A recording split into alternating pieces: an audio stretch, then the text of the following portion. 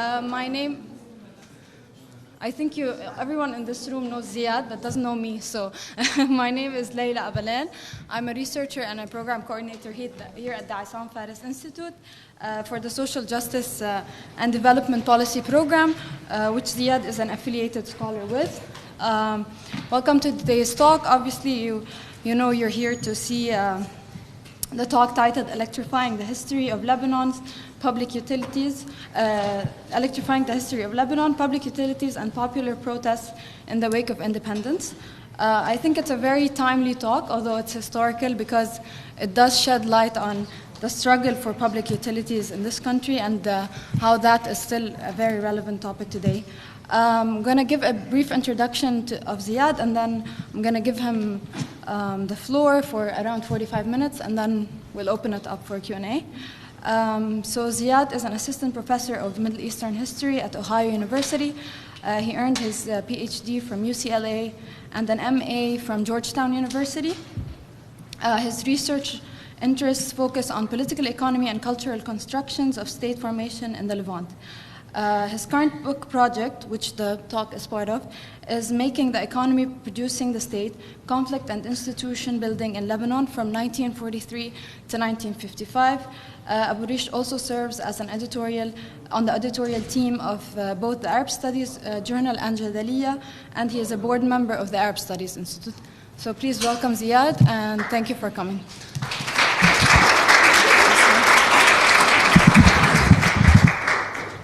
Thank you very much for being here. Can everybody hear me okay?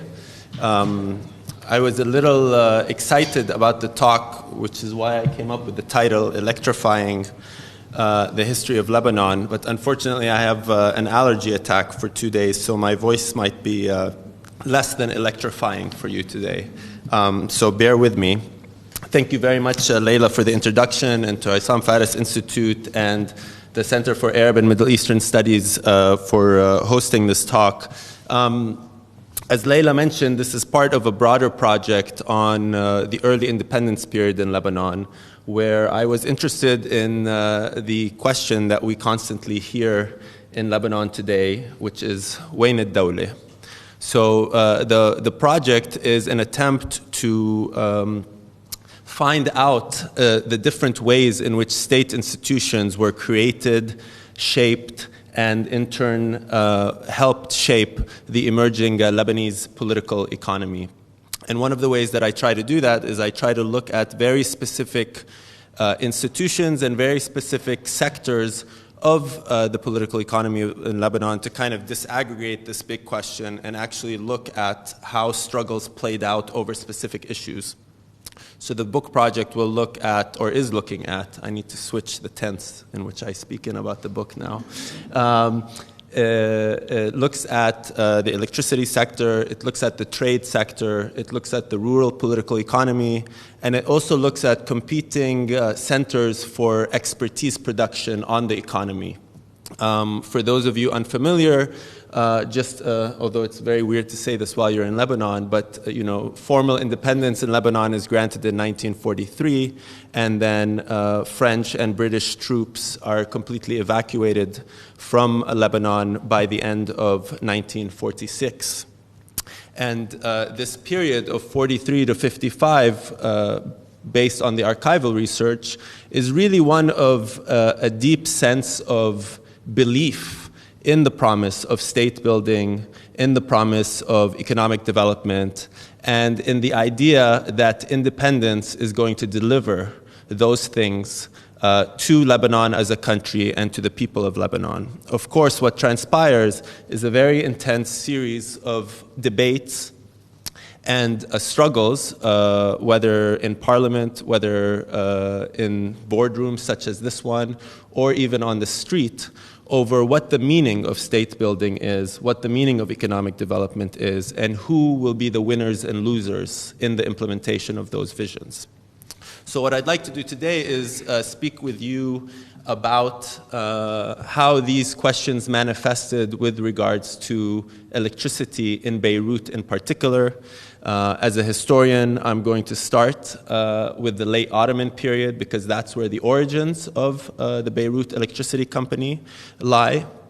and then hopefully walk us all through the early 1950s, when the government first intervened in 1952 for the first time ever to set a particular price for electric utility for the consumer, and then in 1954 will effectively buy out and nationalize the Beirut Electricity Company. I'm not sure I have answers for you of why electricity is still a problem in Lebanon, but I hope that what we could do through this presentation, in addition to learning a little bit more about the history of Beirut and Lebanon and electricity, is maybe challenge some of the ways in which people tend to describe the history of Lebanon and talk about the concepts of state building, economic development, and social mobilization in particular. Does that work for everybody as an agenda? We have consensus? Okay. So, a little bit about the origins.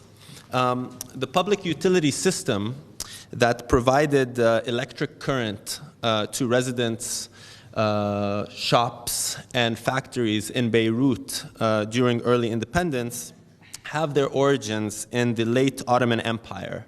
And by late Ottoman Empire, and I'm talking about a period that we can roughly call the 19th and early 20th century. Of course, historians are still having debates about when to actually date it.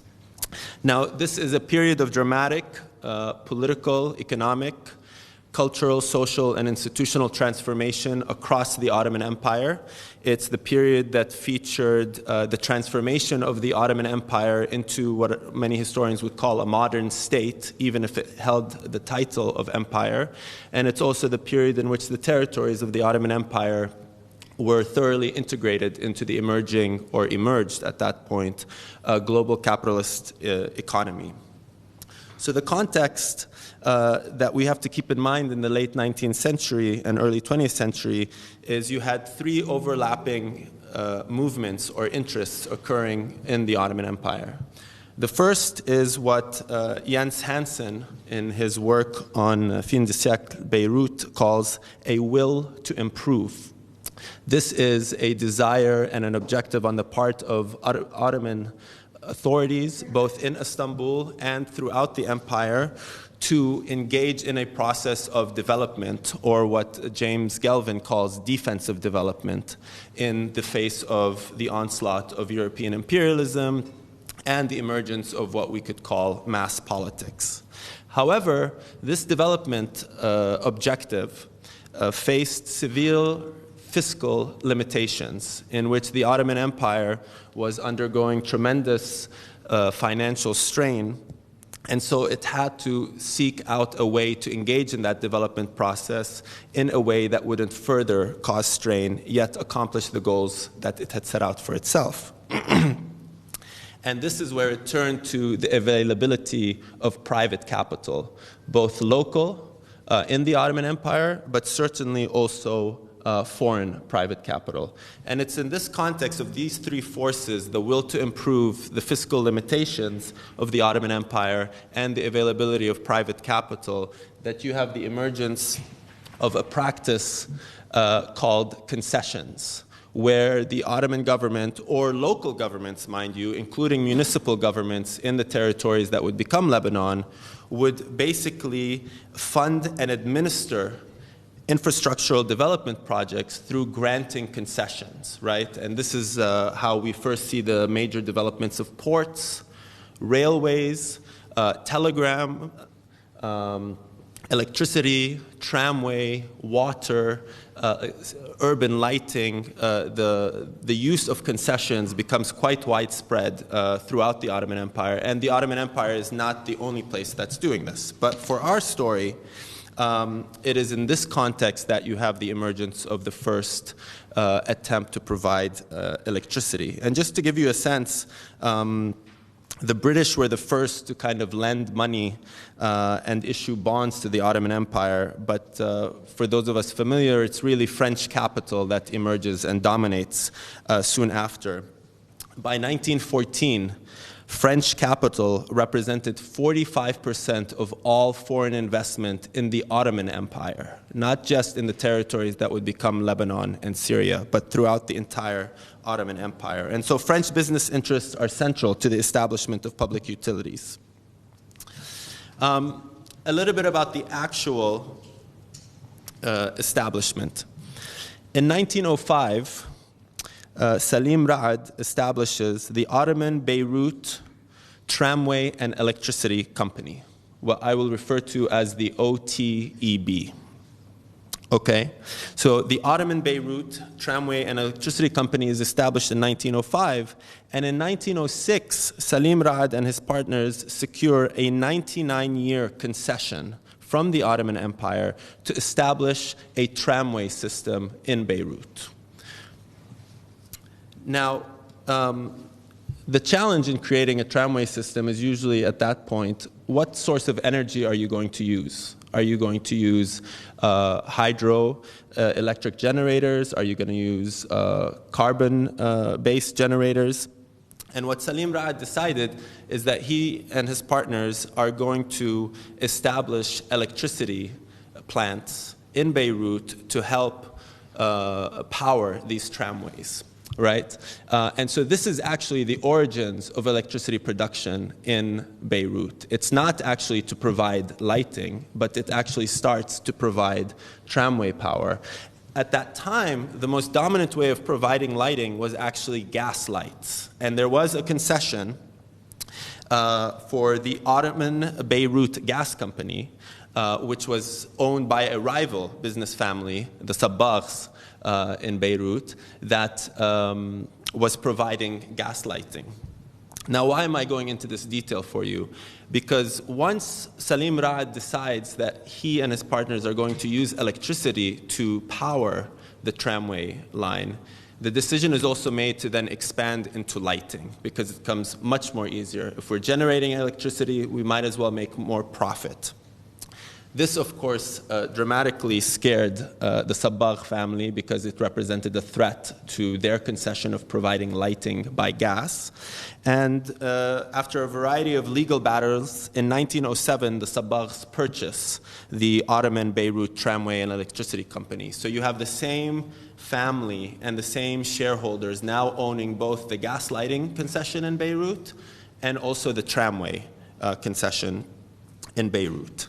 In 1908, the tramway construction project begins, and in 1909, 5 lines of the tramway system are put in place and operational, and that is the tram system that remains in place in Beirut until the early 1960s, when they are taken out of operation.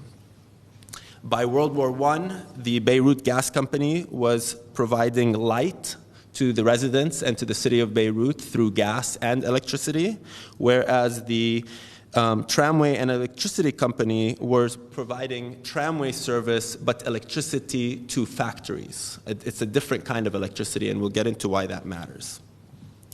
Now, obviously, the onset of World War I and colonial rule thereafter creates a context in which there are some important shifts in what I just described to you. First of all, ownership of the Beirut Tramway and Electricity Company changes. In 1923, there is a new company established in France called the Beirut Tramway and Electricity Company. The only difference in the name is it doesn't start with Ottoman. However, because it's incorporated in France, it has the status of a foreign company in Lebanon, no longer the Ottoman Beirut Tramway Company, which would have had the status of a local company. Now, this company eventually buys out all the infrastructure from the Ottoman Gas Company and the Ottoman Electricity and Tramway Company, and it also buys out the concession. So now this French company is in control of the concession that was granted to Salim Raad and then the Sabbagh family. Now, this is important because in 1924, the French authorities in Lebanon would issue a new concession law. a new law that would regulate how concessions are granted, issued, adjudicated, so on and so forth. And this company, because it owned the rights and the property of the old Ottoman gas and electricity company, would be granted a completely new concession based on the fact that it is a French foreign company engaged in the development of Beirut. Now, this is important because this would expand the role of this company. So the concessions that this company would get between 1924 and 1929 covered 5 areas that I just want to give you a sense of.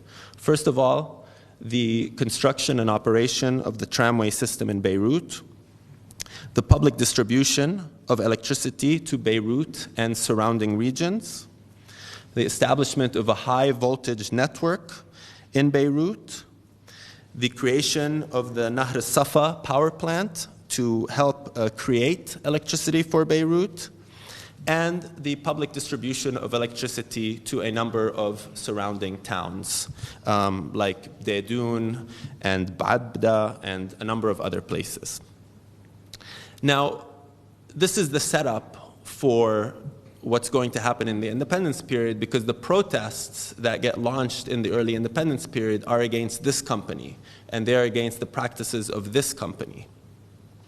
So it's important to keep in mind that when these protests erupt in the independence period, they're actually not the first time that protests will erupt around the provisioning of electricity or tramway service. We know from Jens Hansen's work that the creation of the actual tramway system in Beirut caused a dramatic series of struggles with people who were either going to lose land as part of the expropriation for the creation of those tram services, or over conflicts over which areas of Beirut the tram line is going to service and privilege. However, we also see that in 1922 and 1931, there are major protests against the tramway and electricity company in Beirut. Simon Jackson, a historian of French imperialism in Lebanon and Syria, has done the most thorough work on these protests. In 1922, there was a 6-week boycott campaign that was led by what was ostensibly a protest central committee that drew from the different neighborhoods that the tramway serviced. And the same happened in 1931 with a 4-week protest. In both cases, the main claim of protesters was about the provisioning of services and the price of those services. So it was about the quality and the cost to the consumer of tramway and or electric current. Now, we would see protests against the tramway and electricity systems again in 1943 and 1946. In 1943, especially in that 11-day period after Bashar al-Khoury and Riyad al-Sulh changed the constitution, and there's the kind of 11-day uprising. During that time, tramways were targeted as part of the general strike, and some of them were even destroyed as part of the acts of vandalism that accompanied that 11-day protest movement to free Bashar al-Khoury and the other imprisoned politicians and bring about Lebanese independence. It was the same again in 1946 during a series of protests that demanded the immediate evacuation of primarily French troops from Lebanon. So in 1922, in 1931, in 1943, and in 1946, very important periods for historians of the Mandate period and early independence period, you have a dramatic mobilization against the Beirut Tramway and Electricity Company. But there's an important shift that happens between the 22 and 31 protests and the 43 and 46 protests that I'd like to point out.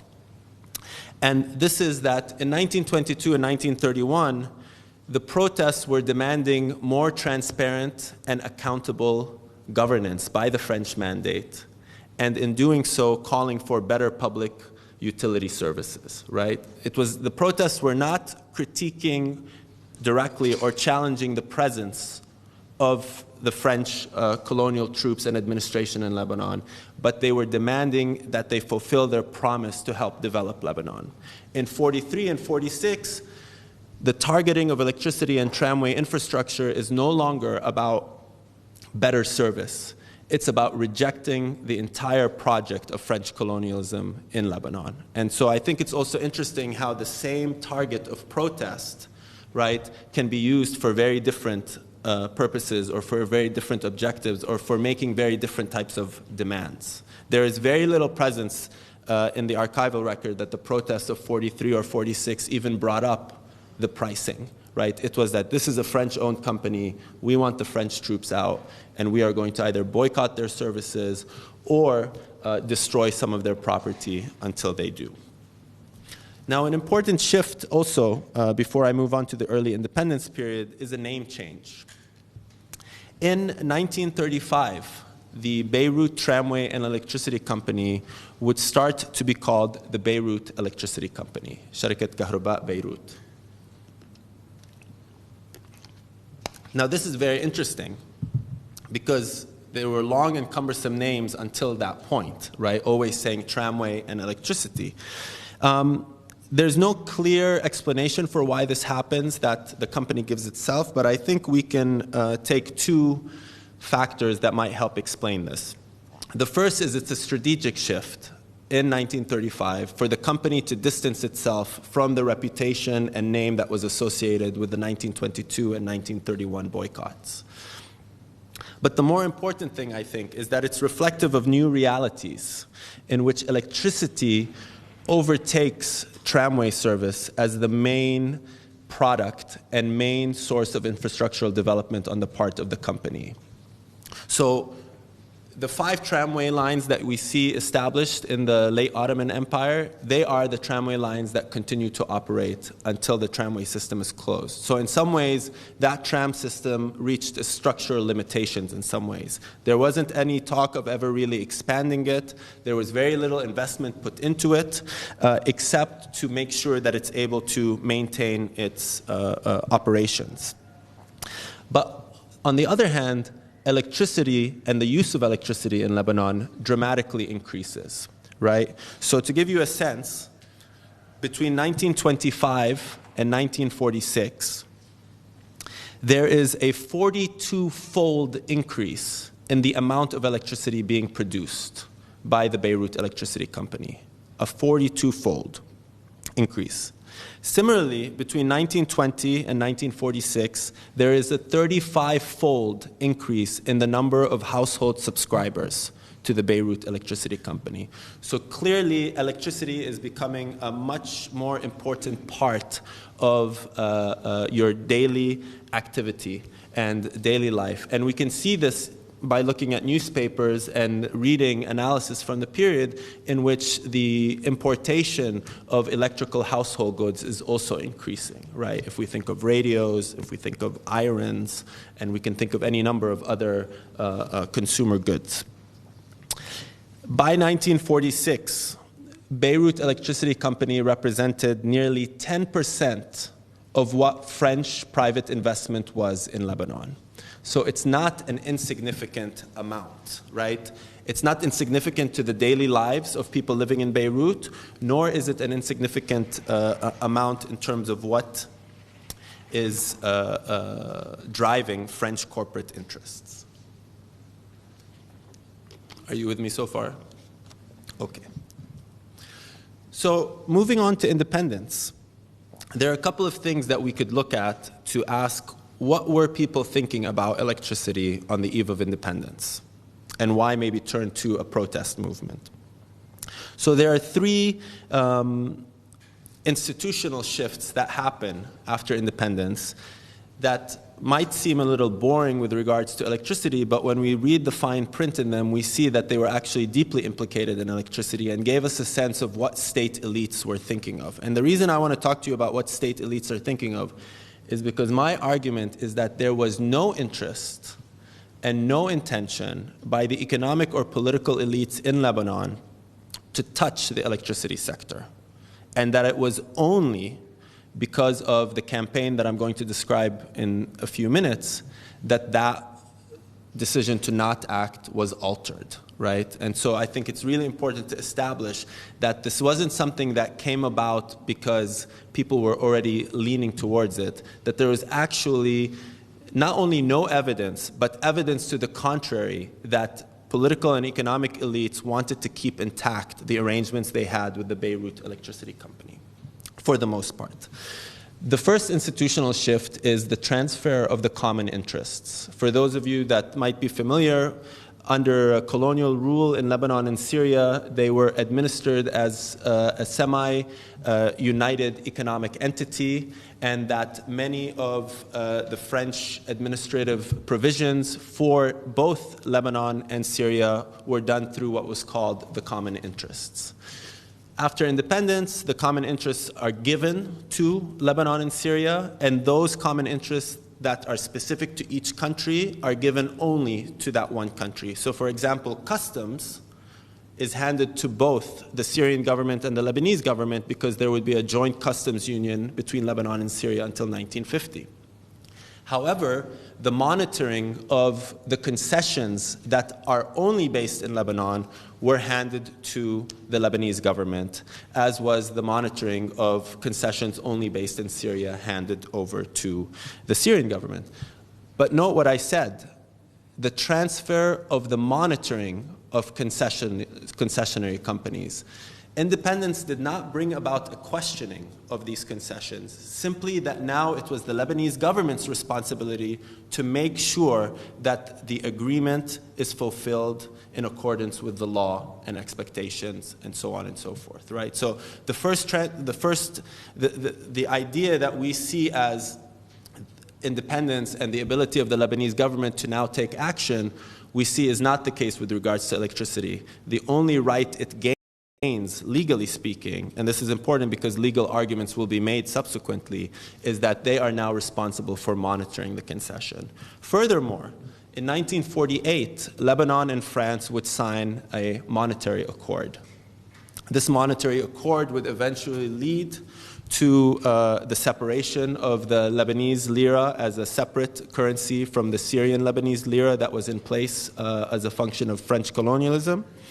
But very interestingly, in an addendum to the monetary accord, it stipulates that concessionary agreements that were in place on January 1st, 1944, would be honored by the Lebanese government, and that any attempts to change those arrangements would be sought through negotiations, right? So here we have one of the most important monetary fiscal accords being signed between Lebanon and France at the very same time that there's this addendum being added to it, right? And again, the Lebanese government is going along with this.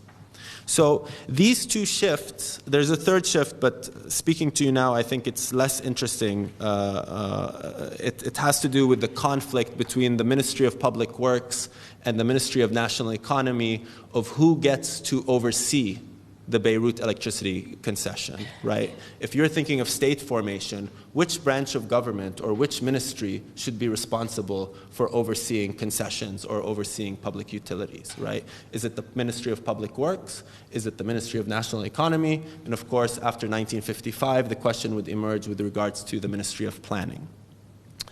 But what these shifts indicate to us is that there's a lack of intention on the part of the Lebanese government, and almost no protest to these facts by other political and economic elites in Lebanon to this fact. Now, this is surprising to me because the Beirut Electricity Company is a central, I would say, not the central, but a central pillar of the emerging political economy in Lebanon, and a central legacy of French colonial rule in many ways. First of all, it was the, now I'm going to switch to this, and then, no, this is the one I want, but how do I, okay. It was the largest electricity provider in Lebanon, second only to the Kadisha company, which is up north in Tripoli. So you could think of a Beirut-based electricity company being the largest in terms of infrastructure, largest in terms of subscriber base, largest in terms of investments, and then second to it, of course, you have one in Tripoli. Now, there were 13 companies at this time at independence in the late 40s, early 50s, that were generating electricity, but many more that were distributing it, right? So there were companies established simply to distribute electricity that would purchase electricity from elsewhere. So the electricity company in Beirut, or the Beirut Electricity Company, was providing electricity not just to itself and its own subscriber base in Beirut, but was providing electricity to 12 other subscriber bases in Lebanon. So first of all, it's an extremely important part of the electricity sector. Now, why should that matter? That's because electricity is key when you want to talk about development in terms of industry, in terms of agriculture, and even in terms of services, right? If you want to encourage local manufacturing, then you need to think about a way to provide them with cheaper access to electricity to run the factories. If you want to engage in a major irrigation project, you need electric power to actually pump water into different parts of the places. And even if you want to further develop the service industry, such as hotels, restaurants, bars, you also need a certain amount of access to cheaper electricity in order to enable all of this. The third reason why the EDB, or the Beirut Electricity Company, is so central is because it has an effect on almost every other sector of the economy. And I'll give you some examples just to make it clear. First of all, the Beirut Electricity Company, as a foreign-owned concession, was tax exempt, meaning it did not pay national income tax, nor did it pay municipal fees or taxes. So here you have a source of government revenue that the government is foregoing. Second, because most of the electricity generation in Lebanon was done through thermal power plants in which you were burning fuel to generate electricity, the Beirut Electricity Company was a major consumer of fuel in Lebanon. And for those of you that are familiar about this period, this provided or caused a series of debates, not the Beirut Electricity Company component, but the idea of trying to make sure there are enough fuel supply to Lebanon, and all the different agreements with the IPC, with TAP line, and so on and so forth to try and secure that. Third, because much of the EDB's use of energy generation was based on fuel, it paid for that fuel through importation and thus through foreign currency. So at the very time that you had economists complaining that Lebanon needed to do a better job of securing, and here I'm getting a little bit too much into political economy, so you'll forgive me, but of securing foreign currency reserves, you have a company that is engaging in a practice choosing to predominantly produce energy through thermal power plants rather than hydroelectric power plants, and therefore sending off much of the foreign currency that is available here. So, and of course, this is to say nothing about the role of the Beirut Electricity Company in employment, right? And the Beirut Electricity Workers Union was one of the most important unions during this time, and something that I'm not going to get into because there's a different chapter where I'm going to be talking about labor unions and other social movements. So for these three reasons, we could see that the Beirut Electricity Company is actually quite central and quite significant to the political economy of Lebanon at a time when state elites, economic elites, and everyday people are talking about state building, economic development, and social justice even, right? So how do we deal with this silence? I won't get into that today. You'll have to read the chapter.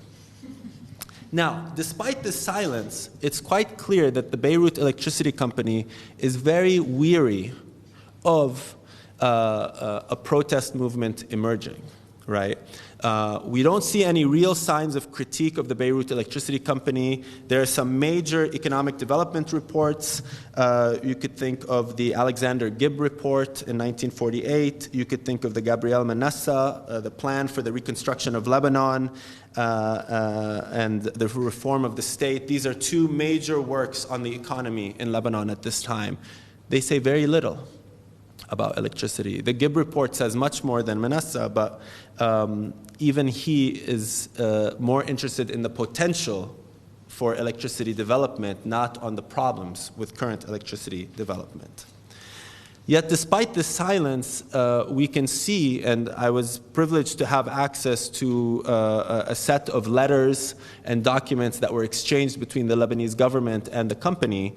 We see that in 1950, the Beirut Electricity Company is actually concerned that there might be a protest movement and actually requests a commitment from Bashar al-Khoury, the president, that should there be an attempt to stir up trouble, right, that the government will side with the Beirut Electricity Company, and failure to do so could throw into question the financial health of the Beirut Electricity Company and therefore undermine electricity provisioning in Beirut. And we know from these letters that a verbal confirmation was given in a subsequent meeting by Bashar al-Khoury to a representative of the Beirut Electricity Company that should there be a protest that would emerge, we will stand with you, right? Now, why would the Beirut Electricity Company approach Bashar al-Khoury in 1950 for this concern?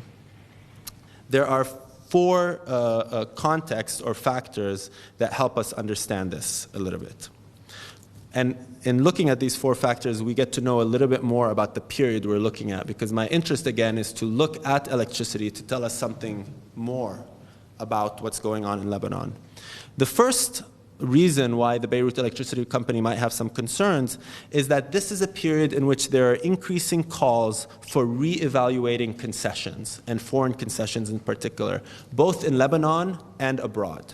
So in Lebanon, the more interesting issue was the Beirut Water Company, which is transferred to Lebanese ownership in 1950. In fact, if anyone is looking for a good article to research or write, it's the Beirut Water Company. It's really important, but not much has been done on it, right? But it's not just in Lebanon, right? In Syria, you have calls for reevaluating the concessions of the train system.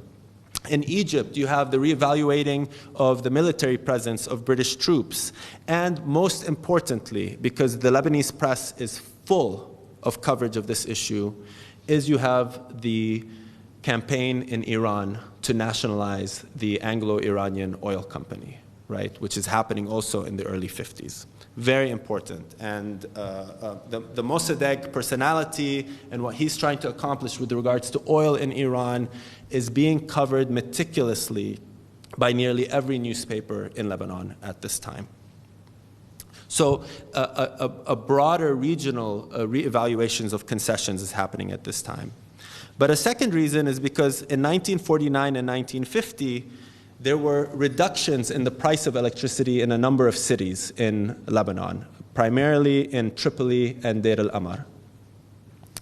But by mid-1950, the sequence of price reductions that were scheduled to happen did not happen.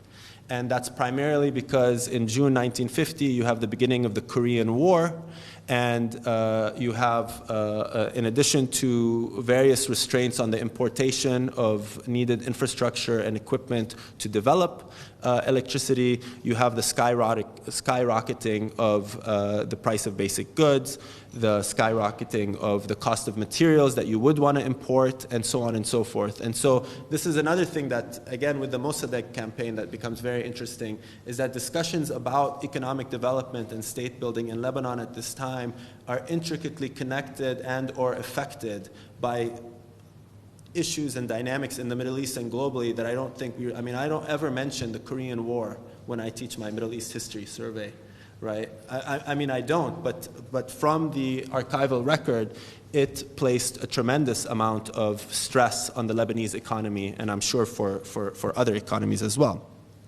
So this expectation that Beirut would receive price reductions but then did not end up getting them, I think was a concern for the government. A third factor is the increase in contentious politics at this time. I don't think you could go a week surveying the press in Lebanon between 1946 and, let's say, 1953 and not see a report on one strike or one protest or another. Everyone is striking at one point or another. Everyone is protesting. This is a period in Lebanese history where people believe now they can realize whatever their visions of what the Lebanese political economy should be. Because before that, the constant refrain was, we can't do that because we're under colonial rule. Well, now people are like, colonialism is over. We want our state building. We want our economic development. And so you see workers, lawyers, pharmacists, teachers, students, various political parties, various economic interests, all mobilizing in one way or another. And this atmosphere of a protest here, a strike there, every other week, I think also contributed. The fourth and probably most significant for the story I'll tell you later is that you have in Lebanon beginning in 1950 the development of a much more serious formal opposition to Bashar al-Khoury and his various governments, right? You had some opposition in 46 and 47, especially after the 47 elections. A little bit in 48, but by 1950, there is a formal opposition that is working to not only critique Bashar al-Khoury and his government, but to actually bring his government down and eventually to bring him down, which we know happens in 1952. So the EDB was not oblivious to these problems, sought to get these guarantees from the government, but also sought to engage in certain activities that would ameliorate the problems of electricity production in Lebanon. Most importantly, it is at this time that the government and the Beirut Electricity Company agree to begin planning and eventually constructing the Zukum Kayil power plant that we all know about now, right? So it's in this period. Okay. So let me tell you a little bit about the actual protest that emerges, right? Because what I'm trying to describe to you is a very important company in the political economy of Lebanon that is not just touching the macroeconomic picture, but is actually touching people's everyday experience of it, right? Whether it's on tramway services, whether it's electric lighting at home, or whether it's just street lighting, right? Not to mention industry, agriculture, so on and so forth. So there are two steps to the campaign, or there are two different campaigns, if you will, that I'd like you to think about. The first is a protest campaign to reduce the price of electricity for the average consumer, right? That's not a question of nationalization. That's a question of reducing the price. Subsequent to that struggle, there would be another campaign, a very different campaign, over the question of nationalizing. So let me tell you a little bit about this protest movement that happened around the reduction of the price. The protest movement emerges in December 1951 and is effectively ended in July 1952. So you have about an 8-month protest campaign. The demand of this protest campaign were 5 key demands, although others in their talking about this protest campaign would obviously try to tack on more demands. So there were some people calling for nationalization, but it was not part of the actual protest central committee's list of demands. First was a reduction in the on-peak price of electricity, because you know most electricity companies or even cell phone providers sometimes, well, maybe not in Lebanon, charge you differently for on-peak and off-peak hours. So what the protest central committee wanted is a reduction of on-peak domestic consumption rate from 21 piastres per kilowatt to 12 piastres. So we're talking about nearly demanding a 50% cut. The other demand, and by telling you about these demands, we'll know what the problems of electricity were, because I kept talking about the problems of electricity, but I never actually told you what the problems are, right? Two, their demand was the regulation of the voltage at 110 volts for domestic consumption, meaning that domestic consumers were troubled by the fact that the appliances that they had at home that were supposed to work on 110 voltage were not working, that the voltage was irregular, right, in its amount. And this obviously could cause damage. Well, many of us have experienced this issue. So this was one of the demands. The third demand was that they wanted a government-certified, publicly posted price list for electricity. They wanted to know what the price list was, and they wanted the government to approve what the price list was. And more importantly, we should remember that electricity provisioning at this time happens at three different levels. Domestic subscribers, which are mainly understood to be homes. Commercial subscribers, which are mainly meant to mean restaurants, hotels, other kind of institutions, and industrial electric power, which would either go to factories or to pump water for irrigation, right? Now, the problem is that the Beirut Electricity Company didn't only have a different price for domestic, commercial, and industrial consumption. They had very different prices depending on how much you consumed. So the lowest level of consumption was actually the highest cost for consumers. And obviously that meant it hit people with less electrical equipment harder than with more electrical equipment, which sort of makes sense in terms of a profit maximizing model. But for the average person, right, to have to reach a certain level of electrical consumption to get a certain rate per kilowatt was seen as unreasonable. And this third demand was that they wanted a government-certified single price for domestic users, no off-peak, on-peak, and no different types of levels, and the same for commercial and industrial consumers. By the way, getting into the detail of this is very funny because cafes with bars were categorized differently than cafes without bars, and hotels with a ballroom were categorized differently than hotels without a ballroom. I mean, it's very interesting to look at because you kind of get a sense of like how the details of these enterprises actually matter. A fourth demand is the establishment of branch offices for the Beirut Electricity Company across the city rather than one central office that everybody has to make the trek to get to, right? And finally, the final demand is that the Beirut Electricity Company needs to be subjected to the national income tax and municipal taxes / fees. Right? So these were the 5 demands of this 8-month protest. And perhaps the most interesting thing for me is their tactic, right? In 1922 and 1931, the main tactic used in the protest campaigns of the colonial period were the boycotting of using tramways and using electricity, right? So tramways would literally run empty during 1922 and 1931. And people would be attacked if they got on it by other people that were watching, right?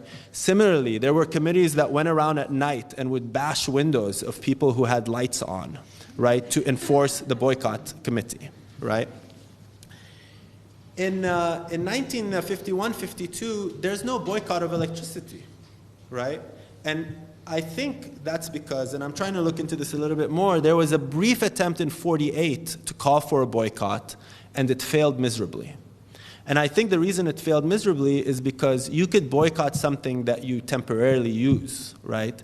But by 1951, electricity was such a part of everyday life, right, that to refrain from using it, right, was actually a very difficult task altogether. Also, let's not forget the leaps and bounds of the subscriber base. So you have that many more people that you need to get to not use electricity to have it be an effective boycott campaign, right? So what do they call instead?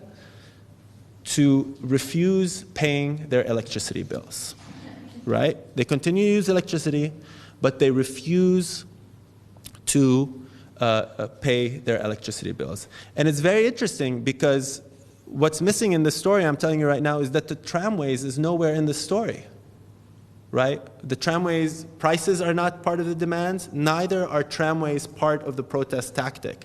And I think that's because, and this is another story that's yet to be written about Beirut and Lebanon, is because you have a dramatic growth in buses, taxis, and services in this period. And tramways are, in some way or another, becoming less used than they were before. So this refusal to pay is very interesting for a number of reasons. Maybe because it also points to other tactics protesters can use in other countries in other time periods. So let me tell you a little bit about the details of this protest movement. Now, what I try to do is I try to lay out the kind of different phases of this protest movement, and they really come in 4 phases. The initial phase, a phase of escalation, a phase of stalemate with the government, and then eventually the phase in which the government takes action. To not walk you through all of this, I just want to highlight a few elements of this protest movement that I think are very important. The first is that eventually a number of political parties would join the protest movement and join the Central Committee, and most notably the Kata'ib and Al-Hay'a Al-Wataniyya. If you don't know what the Hay'a Al-Wataniyya is, you're not alone probably in this room. But it is, you could think of it as a inheritor of some of the members of Najadeh, right, which kind of disbanded in the late 40s. These 2 political parties join the protest campaign. And it's really interesting that they do because they bring a degree of discipline to the protest campaign through their party apparatuses and through their membership. The other thing they bring is they bring access to their own newspapers, right? So all of a sudden you have members on the steering committee or central committee of the protest campaign that have their own newspapers, right? Al-Amal of the Kata'ib. It's, I mean, you read it and you think they're like, some of the articles read like it's Jamal Abdel Nasser talking about the economy and the need of the state to take control and the bourgeoisie and so on and so forth, right? So this is very important. The other thing is that there was a concerted effort to promote the boycott campaign, right? Through ads in the newspapers, through leaflets, apparently through advertisements that would air before movies in the cinemas. Right? And these advertisements, interestingly enough, would also include a telephone number. Because if you refuse to pay your electricity bill and Beirut Electricity cuts off your power, what are you going to do? Well, the Central Committee gives you a hotline number that you call, that they dispatch a technical team. I don't know how technical they were, but they would put back your electricity for you in one way or another, right? And again, I really think it's the party apparatus and discipline of Al-Kata'ib and Al-Hay'a Al-Wataniyya that enable this kind of element. By late January 1952, 50% of domestic electricity subscribers in Beirut are no longer paying their bills, right? That is an incredible accomplishment. Now, the protest movement continues, and there's all sorts of information about the way that the government tried to collude with Beirut Electricity Company, but it's actually quite remarkable the kind of discipline that the protest movement maintained, that this 50% of subscribers not paying their electricity bill was still the case in July, right? So they actually succeeded in getting people to hold out. Now, there are a number of reasons why we might say that they finally succeeded in bringing to the fore their demands. And I want to split that reason for success into 2 levels of analysis. The first is that if you track the formal opposition developing in Lebanon at that time, right, to Bashar al-Khoury and his governments, you see that in 1946 there was the Reform Bloc. You see that in 1948 there was the National Liberation Bloc. In 1949, there was the Coalition of the Parties. And in 1951, there was the Patriotic or National, depending on how you want to translate it, Socialist Front, right? That was the front that eventually helped bring down Bashar al-Khoury. If you track the demands of these different incarnations of the opposition, the formal opposition, right? It's basically a parliamentary-based opposition, and it's basically political elites and economic elites that are either siding with this opposition or not. You see a change in the kind of demands they're making throughout the years. And you see that the presence of contentious politics, the presence of developments in places like Iran, and most notably, the ability to want to align and capture, in some ways, the momentum that the protest movement against the Beirut Electricity Company is generating, moves that opposition to increasingly adopt some of the demands of the protest movement and other demands that are being made by other protest movements, right? If we were in a political science seminar, we'd call this popular sector incorporation, right? Where political elites, in an attempt to gain leverage over their rivals, will turn to popular sector incorporation because they don't have the institutional or financial means to topple their enemies. So what they do is they strike alliances with the people, because people power is a good thing when they want it to be a good thing. Right? So this is very important, and this is very interesting dynamic to trace how it actually happens, right? Because when you read some of the biographies or memoirs of Kamal Jumblat or Abdullah al-Hajj or a few other of these political elites at this time, you see the references to their speeches where they were like claiming the mantle of the people and the electricity company. But if you actually trace their speeches in connection with the protest movement, you see that it's at a very particular moment in which they start making that talk. So I guess another thing I'd like to argue is that one of the things this story highlights to us is the much more important and active role of popular movements in 1952 and eventually the toppling of Bashar al-Khoury than most accounts of this period have, which is basically that political elites all of a sudden turned their back on Bashar al-Khoury, and so he had to resign, right? People forget that there was a 2-day public and general strike, right, that built off the momentum of some of these political parties and some of these campaigns that were out of power. So on the one level is the formal opposition increasingly adopts these kind of demands, and we see them finally in the Patriotic Socialist Front.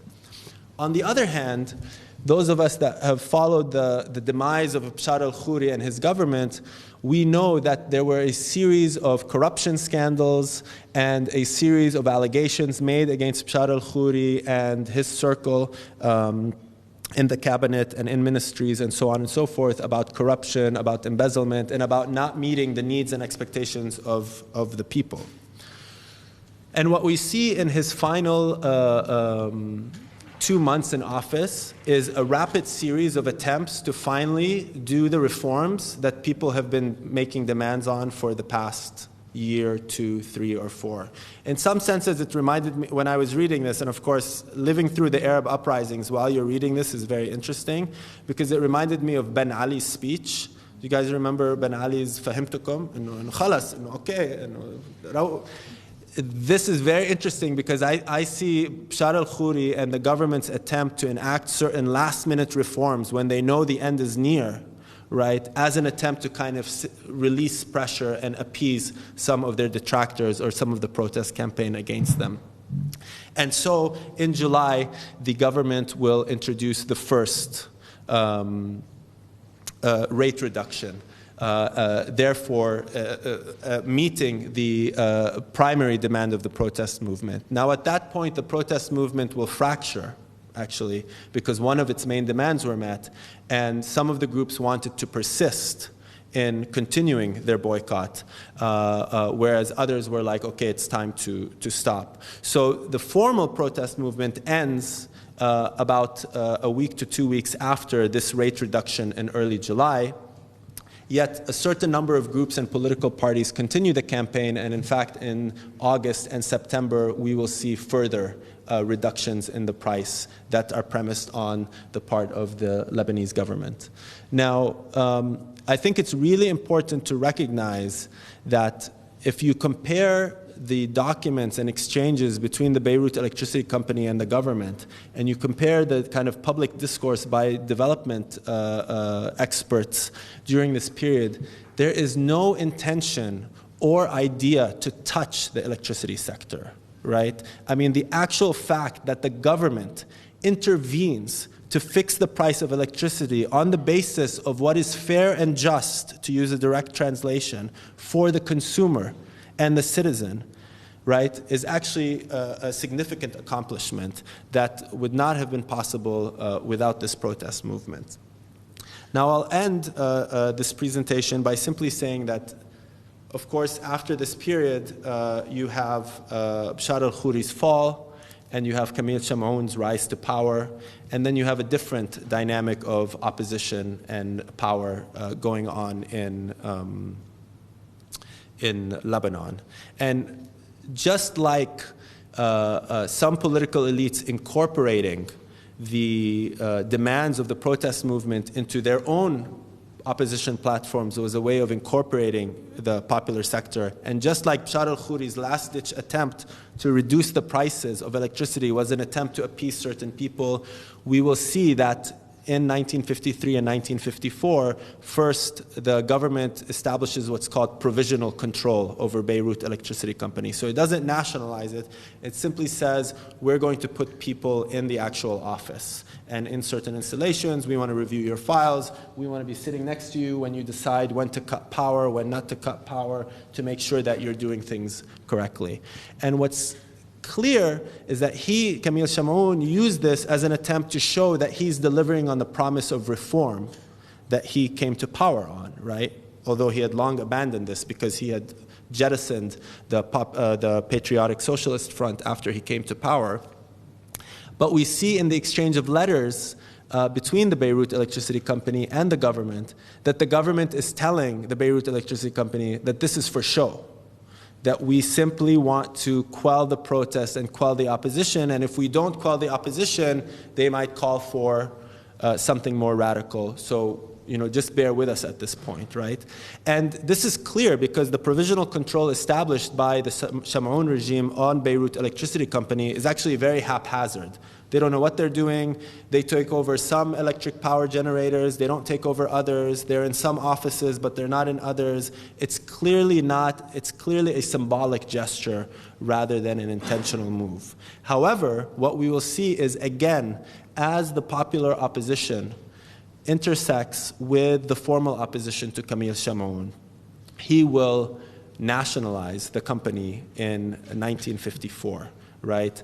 And in the speeches made directly after, the speeches are that we are the reform government, that we came to power on the promise of reform, and here we are delivering to you, the people, Lebanese ownership over public utilities that we have always sought to secure, right? So there's also a process of appropriating and claiming this objective or this goal as their own.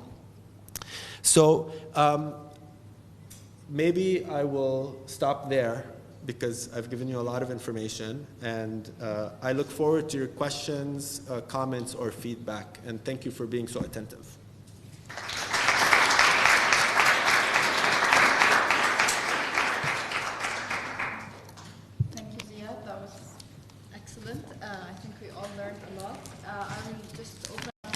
So if anyone has questions, maybe we'll take a couple and then can answer, and then we take some more. So if we have any questions, comments, ideas, yes. We'll go with Walid. Not so directly related, but it's a broader picture. You talk about the protests sort of within this particular history, mobilizing kind of after the first initial formal independence. How would you contextualize that compared to, in other countries across the region, that sort of dynamics between labor, capital, and the nation? We know some from the literature that's written about Tunisia and Egypt and so forth. Just how do you see the dynamics? What does this tell us about how politics in Lebanon evolved versus other places where, in short, there was the mobilization of labor on these issues, focused on a national agenda, and then often after independence, there's an effort to clamp down and suppress those movements. neighboring so forth to serve the nation. I don't know if you can comment about how to put Lebanon in this kind of comparative perspective, comparative social.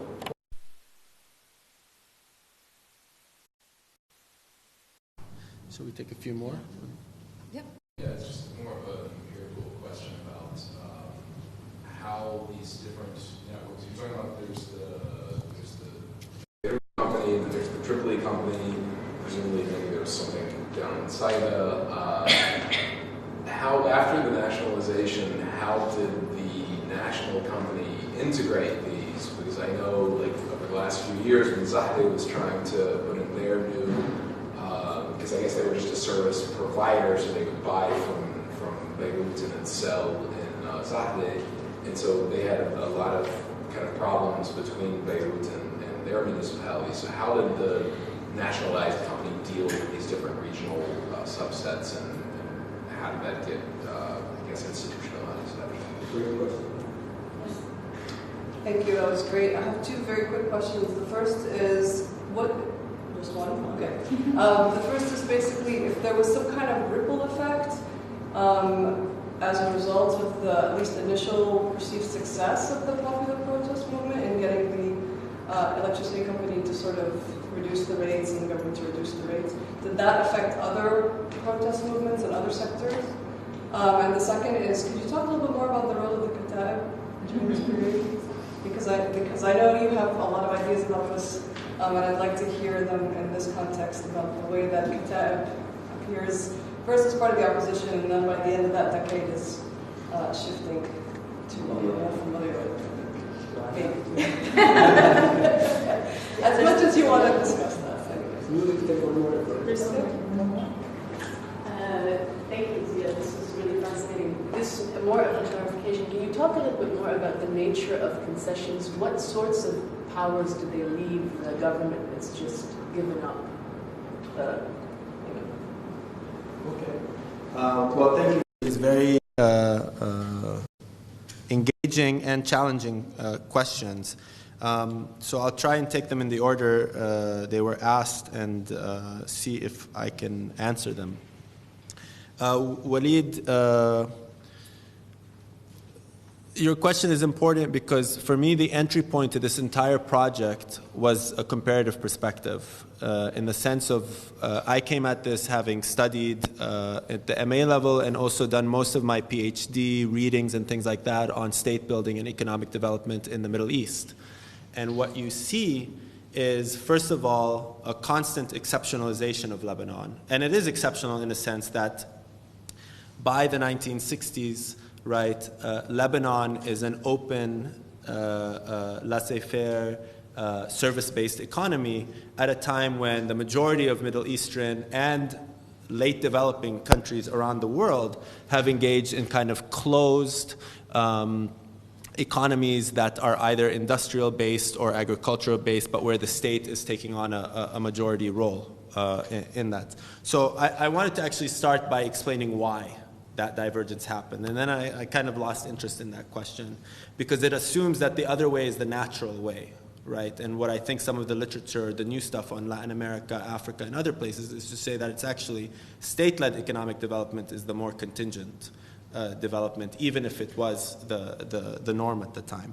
So the way I'd say put Lebanon in comparative perspective is the following. Early independence periods across the developing world or third world or across the post-colonial world, all were characterized by intense conflicts over shaping the political economy of that country now that independence was achieved, right? We see this in Egypt, we see this in Syria, we see this in Iraq, we see this in Jordan, but we also see it in Latin America, in Africa and in other parts of the world, right? So for me, there's actually no difference, right? Popular movements and different political and economic groups sought to realize their vision of what independent Lebanon should look like, just like they did so in Egypt and elsewhere, right? The difference, I think, in Lebanon is that that side lost. in some ways, right? Meaning the reformists never got to power in any meaningful way, not electorally and not by means of a coup either, right? And that what I call popular sector incorporation is usually temporary, right? So Shamoun and the Patriotic Socialist Front are incorporating these demands, making alliances, but as soon as he's in power, not only does he abandon these protest movements whose demands he incorporated into the platform, but he's also jettisoning Kamal Jumblat and his political party because that represented something too left or too socialist. How socialist is a different question, but too left or too socialist for him. So, and we also see the attempt by the Lebanese government to stifle these movements. The Lebanese government was extremely active in containing and I would say breaking the Lebanese labor movement. Usually the story of labor in Lebanon is told that in 1946 the labor code is inaugurated and that it finally gave workers the right to form worker-only unions, because prior to that they had only been able to organize on the basis of the, I believe, 1908 Ottoman Law of Association. But in the Ottoman Law of Association, you had to have managers and workers in the same group, which defeats the purpose of a labor union.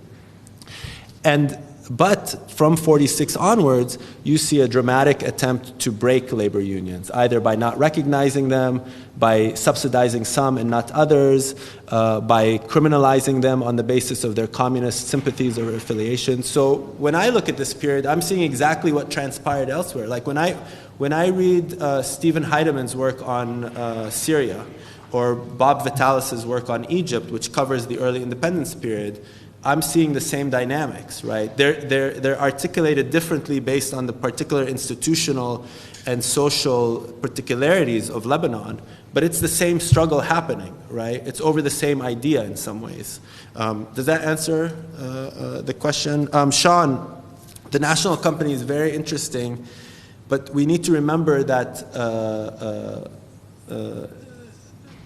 national company we now know in Lebanon is not created until 1964, right? But the interesting thing is it's that the nationalization of the Beirut Electricity Company is the institutional seed of what is created in 1964, right? So what happens, and this is after my period, unfortunately, but what I've been able to surmise so far is that once the Beirut Electricity Company is subsumed or nationalized, there's a struggle over whether it's going to be under the Ministry of Public Works, the Ministry of National Economy, or eventually the Ministry of Planning. But this becomes the nucleus because there becomes a department for energy and transportation within the ministry, right? And this would eventually grow to become a Ministry of Electricity, right, and transportation. What happens is in 1964, the decision is made to establish a national company, but the process of buying out these private companies is actually slow, right? It's not a wholesale nationalization that happens. It's Beirut that's first nationalized, and then the rest of the infrastructure is nationalized, right?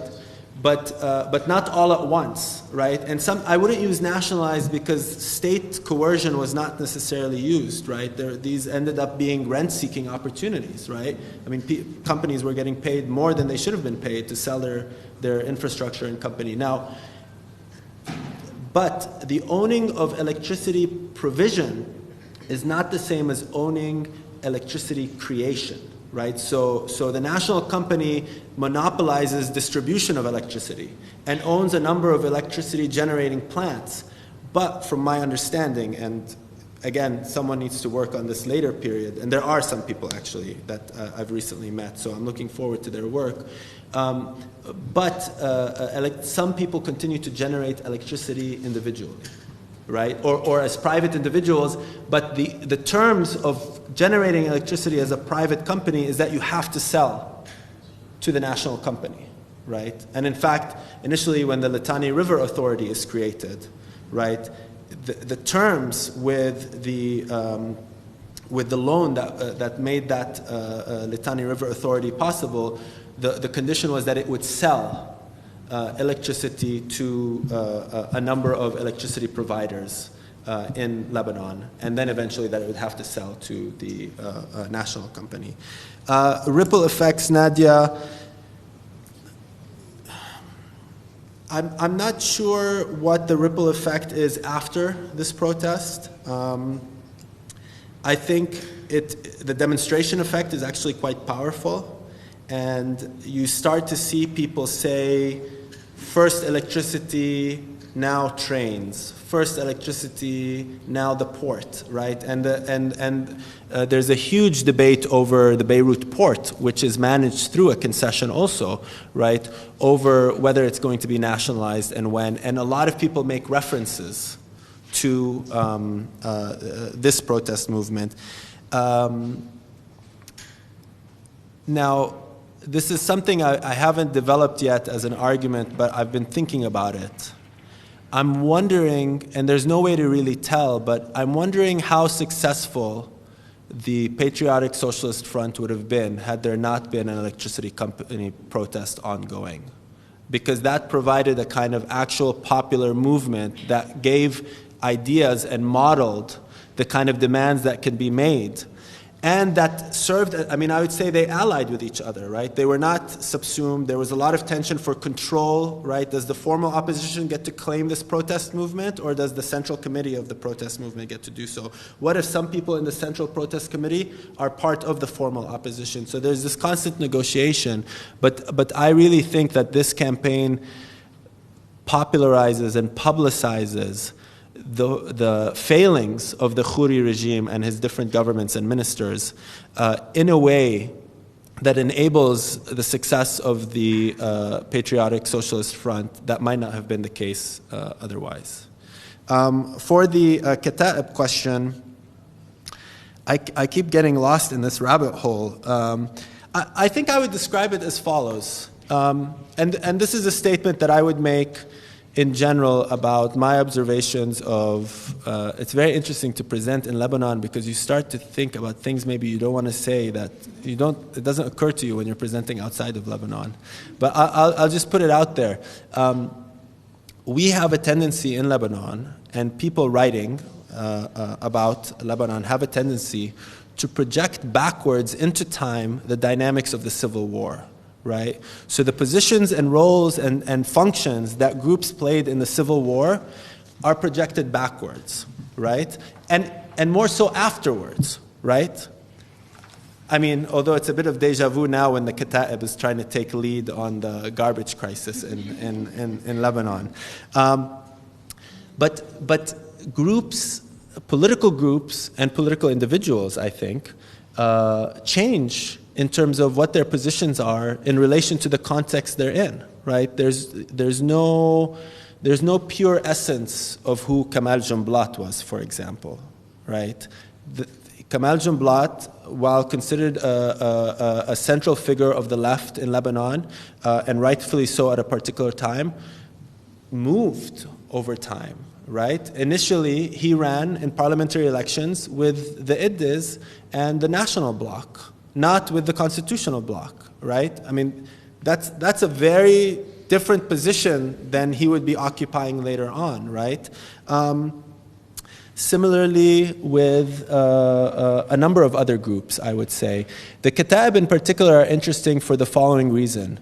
We forget that in this period, the Kata'ib are not the leading Maronite political force in Lebanon.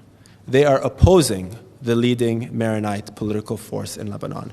They might be the most organized political party, but Jmails don't represent what Khoury and Idde represent. They're outsiders to that circle. They can get in through certain parliamentary seats and a very small piece of the pie, but they are not who they would become later on in terms of being a mover shaker on the field. And for me, 1958 is very important because 1958 is the first time a Kata'ib person sits on a Lebanese cabinet.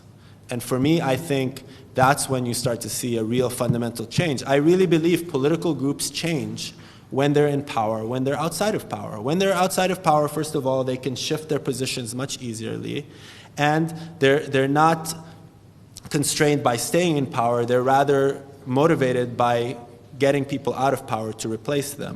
And that enables a certain flexibility and strategicness. The other thing I think, and this is something that's not been documented enough, is that you had what one colleague of mine calls a left wing and a right wing within the Kata'ib party, right? And so there was a struggle within the Kata'ib, even though it was constrained around certain principles, of whether the Kata'ib would be socially and economically left or socially and economically right. And perhaps the most important figure that represents this left socioeconomic tendency is Maurice Gemayel, right? Who, I mean, when you read some of the stuff he writes, it's a little jarring, right? The Al-Amal newspaper of the Kata'ib at one point is pointing to Talat Harb and Bank Misr in Egypt, right, as the example of the type of development that needs to happen in Lebanon. That's a very different Kata'ib. I'm not making the claim it's a better Kata'ib or a worse Kata'ib. I'm actually not interested in that question. But that's a very different Kata'ib political party than is the case. And the Kata'ib play a leading role, by the way, in the nationalization of the Beirut Water Company. Apparently, after being insulted personally, like that's the origins of that campaign. But again, no one has really looked at this issue, and I don't know. So I hope that explains a little bit. I think the important thing is groups change, right? They change their positions, and I would say this about all the political groupings, right? I'd include the SSNP in there. I'd include Jumblat's Progressive Socialists. I'd include the Communist Party and even labor unions in that circle. Concessions, Nasreen. I was hoping no one would ask that question, only because it's the one thing I didn't look into in great detail, but reviewed in great detail. But my understanding is that when concessions are granted, there's always terms and conditions, right? And the concession is usually granted around performing a certain task. And sometimes the concession is paid for through a small fee, sometimes it's not. But there are certain rights and responsibilities that are set. So in the case of the electricity concession, you see they're very broad, right? And the concession is like 3-4 lines. The Lebanese government hereby grants a concession to this company to cover this service in accordance with the terms and regulations outlined in the code agreed to by both. Now the problem is we never get to see that code. Like the archival record doesn't give you that code, right? You need to go find it somewhere. But what we see in much of the debate around the reduction in prices and then the nationalization is that there's a huge legal argument taking place, by the way. And France takes Lebanon to the International Court of Justice over this case, by the way, after it nationalizes, and it only withdraws the case from the International Court of Justice once the agreement to buy out the company is reached. Right, so they're clear legal, but they're bringing up everything. They're bringing up the concession agreement. They're bringing up the Treaty of Lausanne. They're bringing up an exchange of letters between Khouri and the owner. But usually there are set terms. So, for example, you will provide electricity, and to create a new generator, you have to first get the agreement of the government, right? Or part of the terms is that you won't pay national income tax, or you won't pay. Or part of the terms sometimes is that the prices can only range between X and Y. But the problem between X and Y is, first of all, these prices are set much long ago. And then remember that for a while the Lebanese lira is pegged to the French franc, and also devaluations and changes in currencies. And you have this huge technical fight between the Beirut Electricity Company and the government and the protest committee over these kind of technicalities, over how do you calculate what the permissible increase in rates are, because it's going to depend on what currency you look at and whether it's fair to count that currency devaluation or not. And so they get really into it. And so I think that the best way to understand concessions is it's basically a contract between the government and a private business to provide a service. And there's actually very little actual constraints on the quality, pricing, and of that service without the government wanting to actually be more aggressive about it. And in most cases, they don't want to be aggressive. Thank you. Do we have any more questions, comments? Okay. Join me in thanking Ziad for this talk. Thank you very much.